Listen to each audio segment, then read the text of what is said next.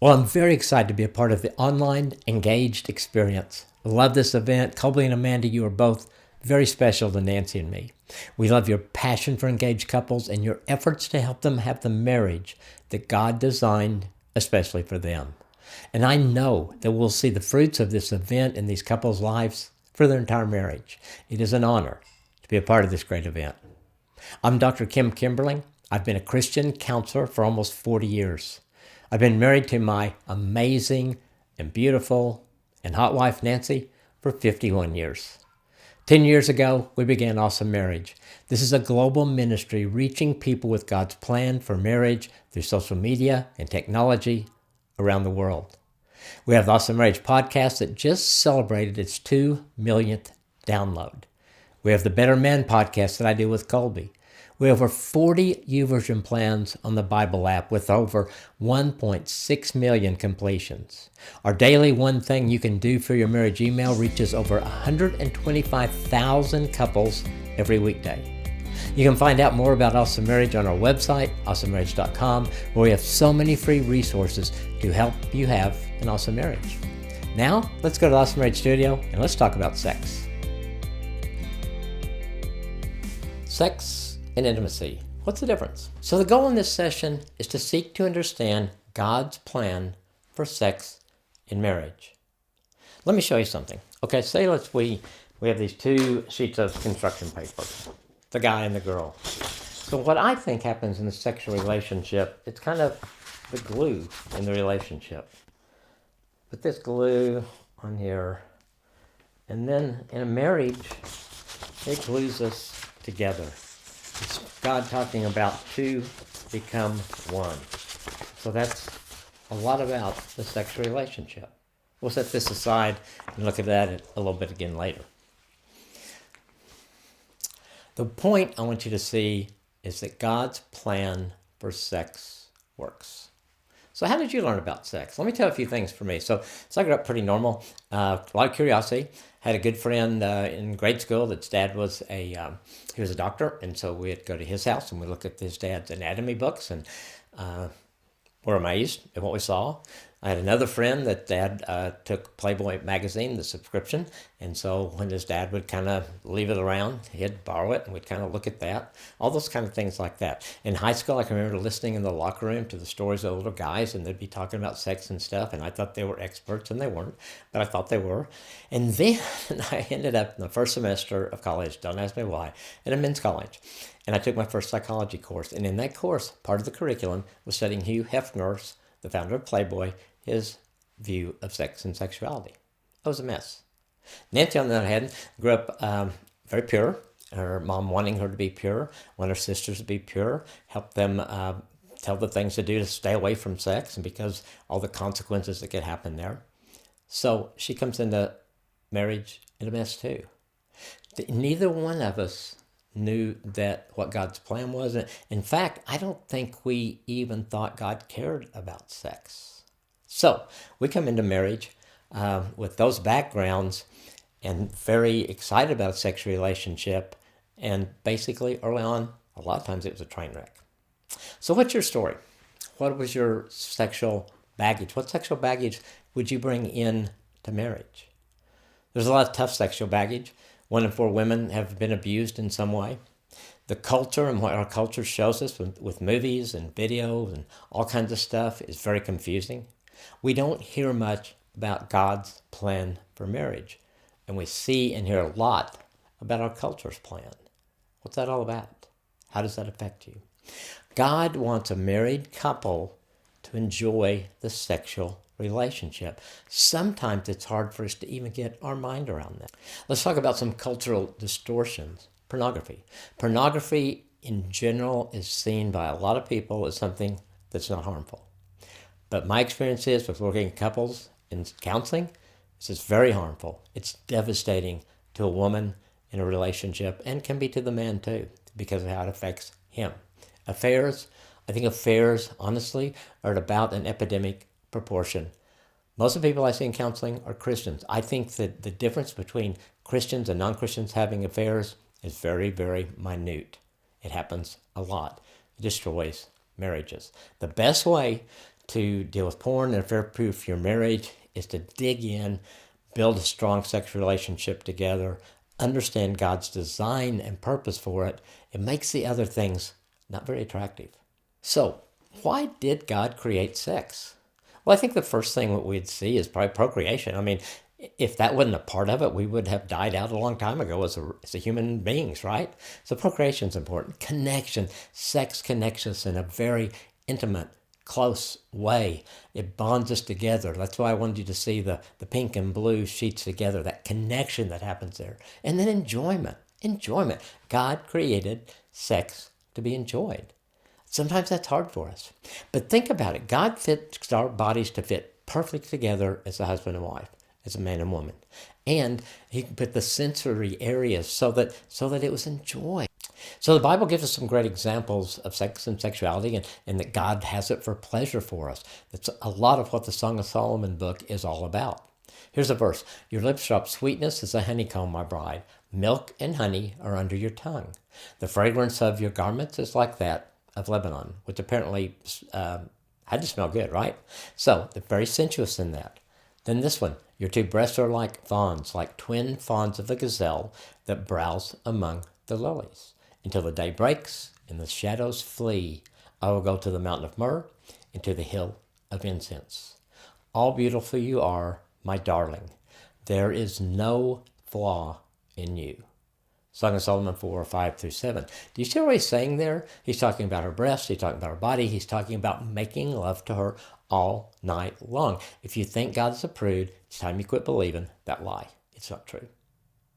On a scale of 1 to 10, how important is sex in a Christian couple's marriage? What would you say, 1 to 10? Jot that down.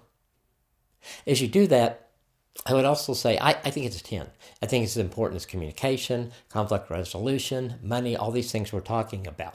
It can't be the only 10. That's where couples get in trouble. But it certainly should be worked on to be a 10 like the other areas. Now, here's one I want you to take a minute to think about. What do you look forward to most in your sexual relationship in marriage? Jot down your answer and then share it with the person that you came with. And I'll give you a minute to do that.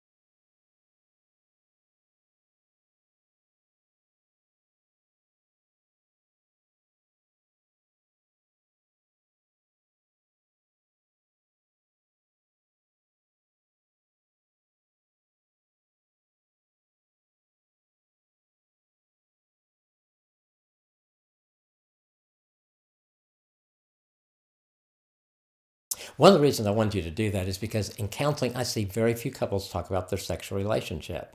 My hope is that if you start talking about it now, that will continue throughout your marriage. As you change, as you grow, all those kind of things. I think your sexual relationship can get better every single year. I want that for you. Okay, let's talk about what a man really wants in the sexual relationship. I think most guys would say sex. It's important to us. We think about it, all those kind of things. Sex is an important thing to us as guys. We have more frequent desires and needs, whatever that is, whatever reason, it seems to be pretty consistent with most men. We also seem to have wider boundaries. In other words, what we think about in the sex relationship or what we would like to try or think is okay can be much wider than our wives think about. And so we have to learn how to communicate that, to deal with that with our spouse. So what does a woman want? Not the same list as with the guys. She wants trust. Think about this. Think about how vulnerable a woman is in the sexual relationship. She's got to trust you to be able to fully give herself to you. She wants ultimate commitment. She wants to know not only are you there now, you can be there tomorrow, next month, next year, and all the years after that. She wants you to enjoy time with her, not only in the sex relationship, but the other hours in the day too. She wants communication to be there. That's how she connects in that way. And so if the communication is good, which we talked about last session, it's going to help your sex relationship. She also wants you to enjoy non-sexual touching. You know, I teach a course sometime, we talk about bonding, and there's 12 steps of bonding. And the first 8 are ones that primarily are done before marriage or started before marriage, and the last 4 are primarily in marriage. And so things like holding hands, putting your arm around someone's shoulder or waist or things like that, looking in each other's eyes, a kiss, things like that. What our wives want us to do is to continue to do those things. I think as guys, a lot of times we say, okay, we did these when we were dating, now let's just focus on the sexual. So we'd been married a number of years, and I started noticing Nancy at night was sleeping farther away from me than she used to. And so one night I just said, why are you moving over there? You always like to sleep next to me. And she said, I do. But it seems like every time I'm over there, it turns sexual, which is fine, but I don't want it to always turn sexual. Sometimes I just want you to hold me and cuddle me. So I thought, okay, you come back and I won't initiate anything until you do. As soon as I said that, I thought, that was not real smart, but I said it. And she was looking at me like, there is no way you can do that. But with God's help, I guess, I did. And what I learned out of that, though, I wanted to share with you, I really got back in touch with how much I enjoyed cuddling and holding her hand and doing some of those non-sexual things that really had grown our relationship before we got married. So once you get married, just continue to do those other things that bond you together. So how do we improve sexual intimacy for guys? Guys, be romantic. And most of guys, we've done that at some point. I had a couple not too long ago, we were talking, and that was her main complaint, that he was not romantic. And they've been married like 13 years. So I just said, was he ever romantic? I mean, she gave me this huge list of the things he did before marriage when he was pursuing her. And I think that's what happens. We were real romantic till we get her. Now we've got her, and so we don't do romantic things. You may not be Romeo, but you married Juliet. Every woman has some Juliet in her. So maybe you do the things you did before that she liked. Maybe you ask her what she thinks romantic now. Google it. Ask Siri. Ask Alexa. You've got a lot of resources. Be romantic. Take time with foreplay. I think in our culture we kind of lose that, and I think that's a real important part of the sexual relationship. So to put it practically, if your sex time is between the commercial breaks and the 10 o'clock sports center, yeah, take time with foreplay. Doesn't have to be every time, but don't miss out on the joys and the fun of having foreplay. And then make yourself sexy. Okay, guys, bathe, use cologne, let her pick it out. Really, let her pick it out. We have a cologne that I've used for a number of years now because on an anniversary trip to this beautiful place, Nancy bought this cologne for me. I wore it. It was the best probably sexual time we've had outside of our honeymoon. Actually, our honeymoon wasn't great because Nancy got sick, which is a whole nother story. But I know she likes it, so I wear it. Has it brought back that beach trip completely? No, but I still have hope. But make yourself sexy. Maybe ask her what she would like you to wear. That would be really good. So improving sexual intimacy for women. Okay, understand his tremendous sexual needs. Start out with what men want, that we have wider boundaries, and we think about sex more. That's the way we're wired. So if you just understand that, then find out what he really enjoys.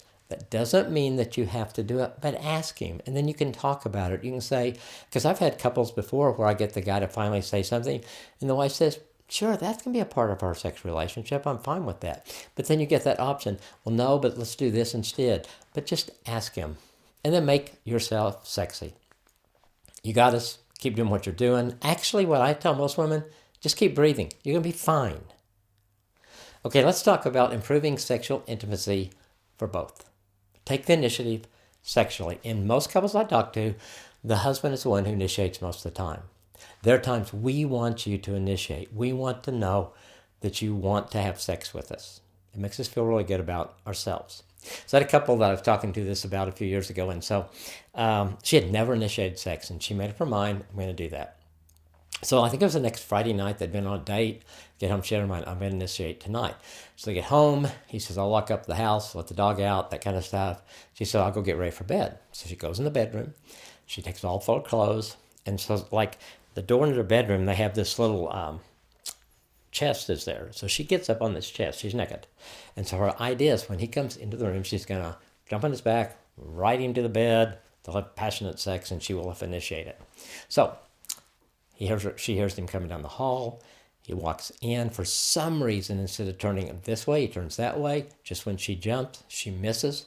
She's sprawling on the floor, no clothes on, completely. He is looking at her like, what in the world? And she looks up and said, I was just trying to initiate. So ladies, initiate. Just be careful. Take more time to enjoy the sexual experience.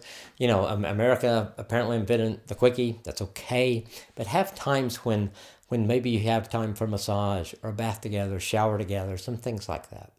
Pay attention to the atmosphere in which you're going to make love. Sometimes take the time to maybe candlelight, soft music, whatever is important to you.